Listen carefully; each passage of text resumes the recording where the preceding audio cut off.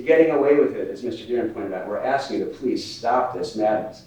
It's costing a fortune for our clients. Attorney's fees keep mounting.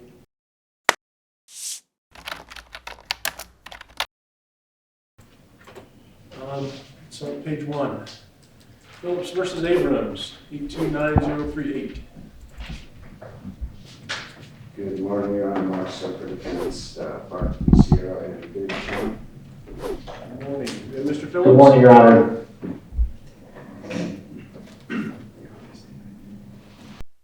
Your Honor, this is Joe Garin. I'm for Jennifer Abrams and the Abrams Law Firm. Good morning. Looks like we have Mr. Phillips on too.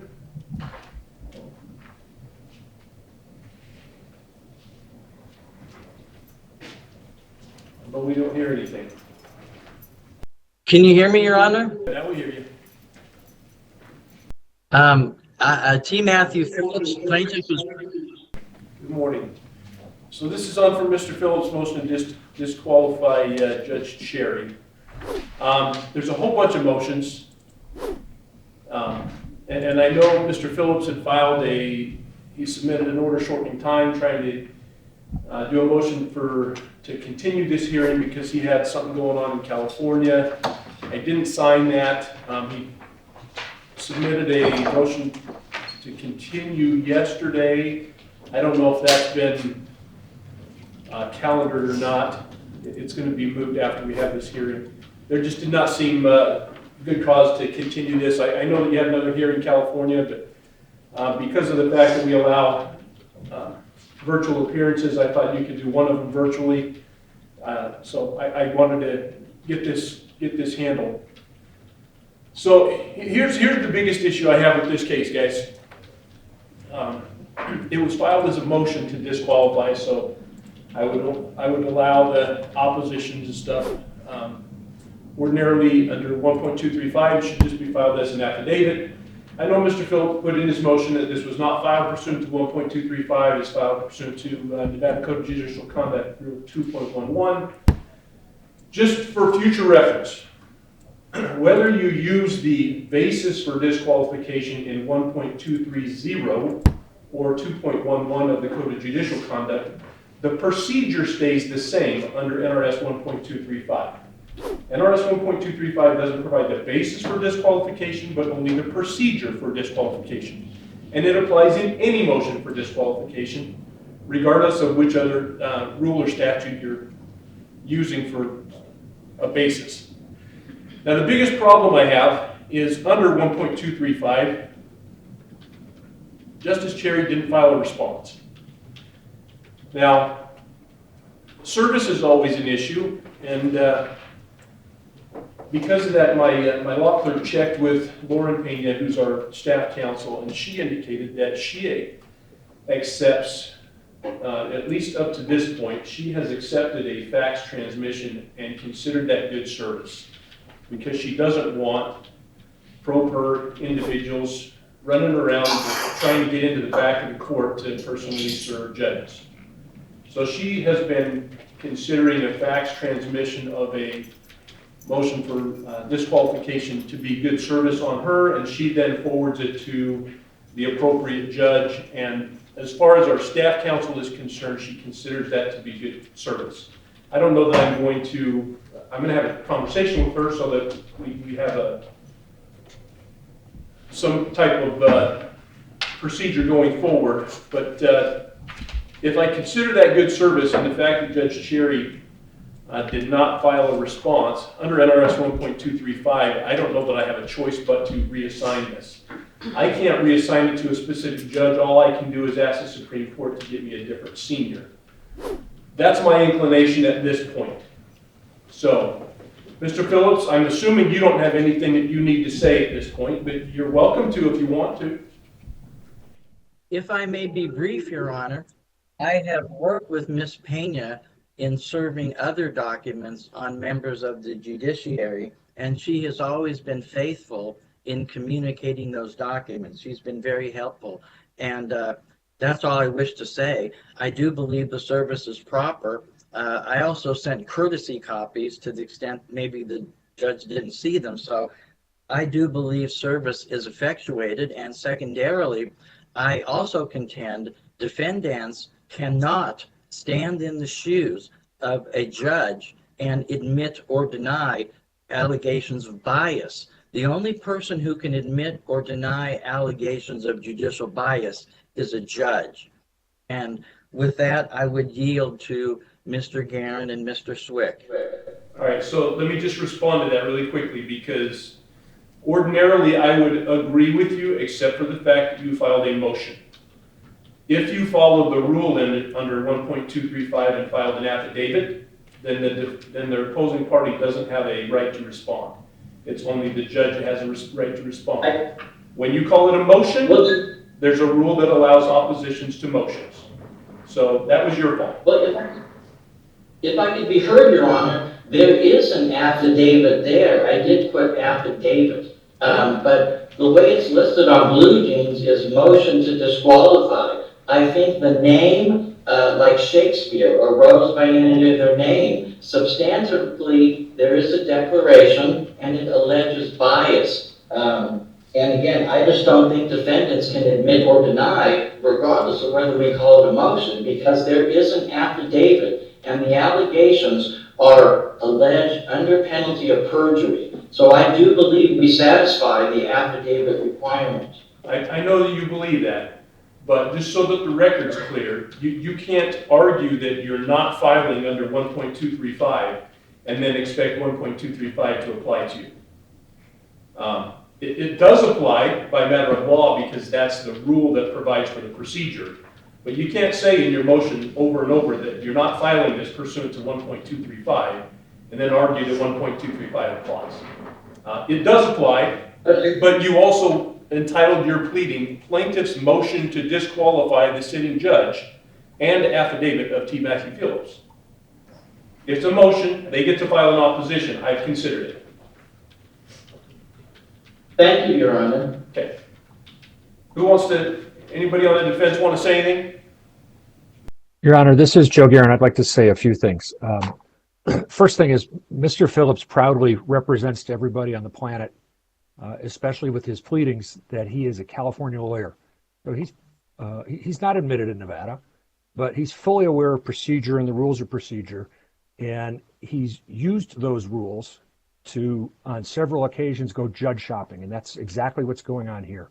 The motion for anti-SLAPP relief to dismiss his complaint, which is now 2.5 years old almost, that was granted by Justice Cherry. He considered everything. He'd reviewed the record, he'd gone through the papers, he listened to argument, and it wasn't until, that was April 14th, but it wasn't until the end of June when Mr. Phillips' case was about to go into the garbage can where it should go, that he first filed this motion to disqualify. He said it's not being brought under the statute. So for that reason alone, I think that the court could deny the motion completely. But Mr. Phillips is a crafty, procedural, sneaky whiz, because last night at 1:43, he filed version 2.0 of his motion to disqualify. And he's challenging Justice Cherry in version 2.0 to prevent him from entering the findings and facts and conclusions of law which end the case. My clients, co-defendants, we've been involved with Mr. Phillips, sadly, for more than 2 years. And most of that time is the delay caused by his procedural shenanigans. And he's getting away with it. His motion is completely improper. I think there is a question on service. But even if the court were to consider what's set forth in the motion and in what purports to be an affidavit, but technically isn't, there aren't any facts stated that really show that there's a bias. He attaches 4 pictures, which basically show people receiving awards, or actually the Steve Sanson picture, I'm not sure what that one is, but it looks like it's kind of a civic event. And then the other events, the other 3 pictures, those relate to matters for the Southern Nevada legal aid, where the people who are identified in the picture, who are not parties in this case, they received awards. And so Mr. Phillips deduces that somehow this means that because Justice Cherry handed the award out, that somehow this means he could not be impartial and decide this case, and that therefore, basically 2 months after he's decided the anti-SLAPP motion, he should be disqualified, and Mr. Phillips can get his third do-over on the anti-SLAPP motion. He's filed 5 or 6 more motions since the disqualification motion, including a request now to change venue, which is a little late, and also a request for discovery, which is completely improper. The anti-SLAPP statute sets forth a procedure to get discovery. He didn't follow it. And Your Honor, it's gone on and on and on, and this causes prejudice to my clients. My client's gone through at least one renewal on her insurance, and this shows up, so it causes problems. It is an actual prejudice to my client. And so, Judge, we need to get decisive action. We need to get the case decided. And we filed a counter motion for sanctions because of the games that Mr. Phillips has been playing. We think that the court is within its discretion and its inherent power to award a sanction that would include a case terminating sanction. And for all these reasons, Judge, what we're asking is that deny the motion to disqualify and either enter the findings of fact, conclusions of law, or enter an order for case terminating sanctions and grant us our attorney fees. Thanks. Sorry if I rambled. You're okay. Thanks. Anybody else? I would just add, Your Honor, obviously by Mr. Phillips saying he's not going under 1.235, to me that's a waiver. So he shouldn't be entitled to any rights when he's a clear waiver. I mean, if he's a lawyer, he knows what he's saying, and intentional relinquishment of knowing why you're acting with conduct showing you're not relying on a rule. That, to me, within the court's discretion, can certainly be applied. But if you look at 1.235, the motion for disqualification it had to be filed 20 days before the date set for a hearing. We've had our hearing in this case. We've gone to decision, and we need the judge to enter. This is not a timely motion, so I don't know if that got overlooked and what everyone was just communicating, but it's not timely. And therefore, if you were to allow this, anytime somebody files a motion, summary judgment, whatever it may be, and it's granted, they're going to come forward with a motion like this and say, look, I get a judge and I get a do-over. There's nowhere in the rules there's a do-over allowed here. We have a decision. This is woefully late. I mean, these are public pictures apparently from civic events from years ago. And plaintiff, I don't believe for a second he didn't know about those photos before that hearing. I mean, based on the history of this case, when you look at all of the findings, I mean, the record on this is pretty brutal, what this plaintiff has done. But the bottom line is to file it, it's like 83 days, whatever it was, after the hearing, with obviously way more than 20 days before the hearing that this is being filed. This is a clear waiver of rights under 1.235. It's not timely, and if you allow this, we're never going to end it. What's going to happen is it'll get reassigned automatically. They'll find another reason to disqualify that judge. Because if you look at the history of this case, anytime any judge has done anything, said anything that he doesn't like, there's a motion to disqualify or recusal request. He did this with Judge Sturman, for example, claiming she yelled at him because he was interrupting me in the middle of my argument. And she stopped him and yelled at him. Suddenly this was now a basis that he was seeking recusal. It will never end. If there ever was a case where this does not apply and where case-ending sanctions should apply, it would have to be this one. I can't think of anything. I've been practicing almost 25 years in this jurisdiction. I have never seen something like this. And I've never seen such an abuse of the process. And as Mr. Garin pointed out, this is a lawyer. Just because he's not licensed in Nevada doesn't mean he can divest himself from his ethical duties that he's under as a lawyer. He knows better to do this. And he's getting away with it, as Mr. Garin pointed out. We're asking you to please stop this madness. It's costing a fortune for our clients. Attorney's fees keep mounting. I mean, we're entitled to fees already, I believe, and I believe we're entitled to every fee under the SLAPP statute as the prevailing party. And it's just growing. So if we have to go now to another judge and do this all over again, just imagine the burden. How is that not prejudicial to our clients? So that's what I would add. So I guess here's all I can tell you guys. I would love to be able to fix this case and resolve it as the judge that oversees everything and wants to just do the right thing. Unfortunately, that's not the job that I have. As the chief, these cases for disqualification come in front of me, and all I can look at is the motion for disqualification and the rules and the statutes and cases that apply to those cases. As far as the timeliness, I believe you're correct. It doesn't seem that this is a timely motion. The case law has indicated that if a motion under 1.235 is not filed timely under 1.235, it should be considered under Nevada Code of Judicial Conduct 2.11. So, although he says in his motion that this is not filed pursuant to 1.235, it was, because that's the statute that applies. Instead of looking at 1.230, I have to look at 2.11 as a basis for disqualification. Under either rule or statute, it arguably is untimely. So I have a timeliness issue on one side, and I have the fact that the statute requires the judge to either reassign the case or file a responsive affidavit on the other side. There's no way to really apply both. Okay, so I try to look at things to give the public the right to have their day in court, access to justice issues.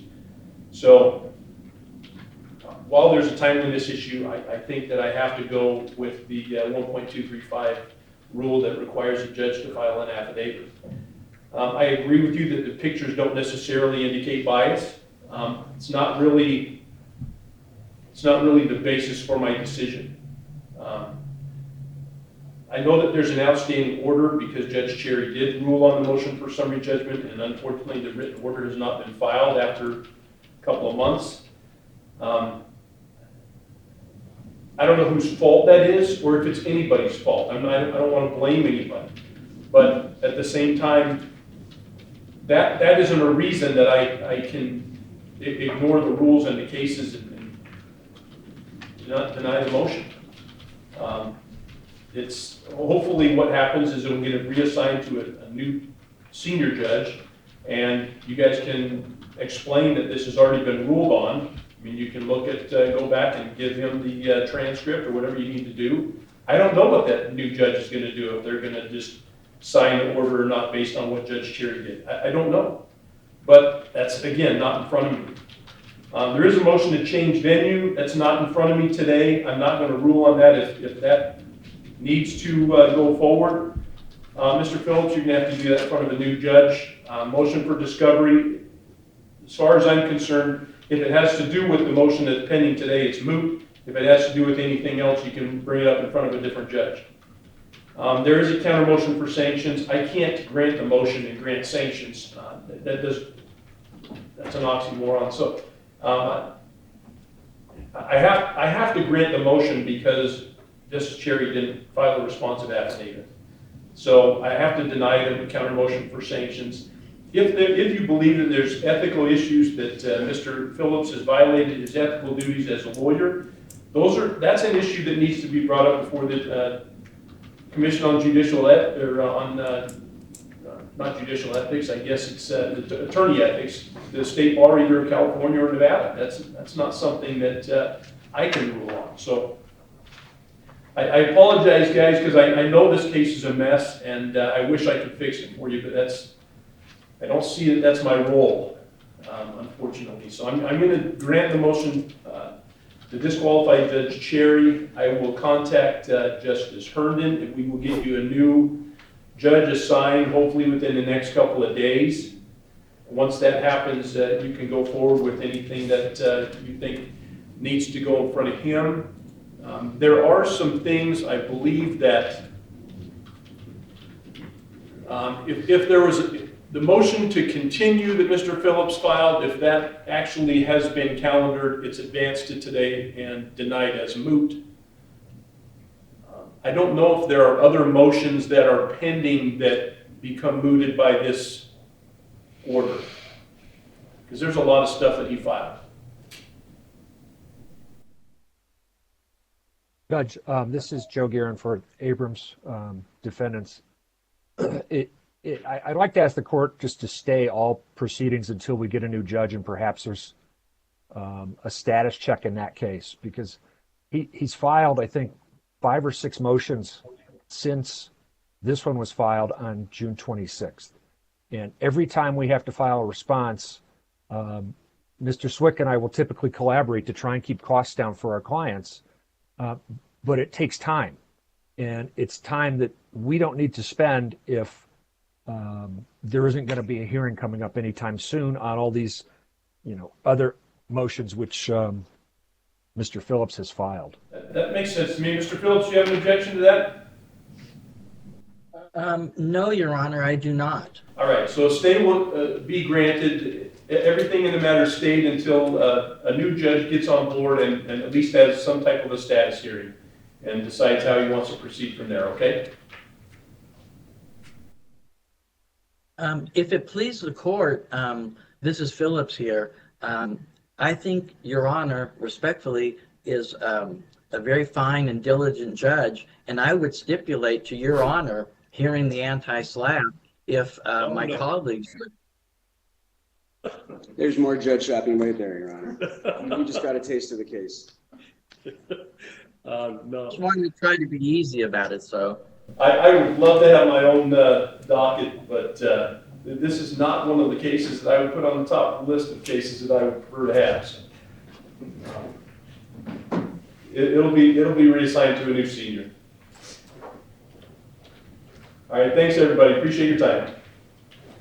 Thank you, Your Honor. I'll get an order out denying this and indicating that it stays in effect, and hopefully you guys will be notified as soon as the new judge is appointed. Oh, granting the motion. Have a good day. Have a good day.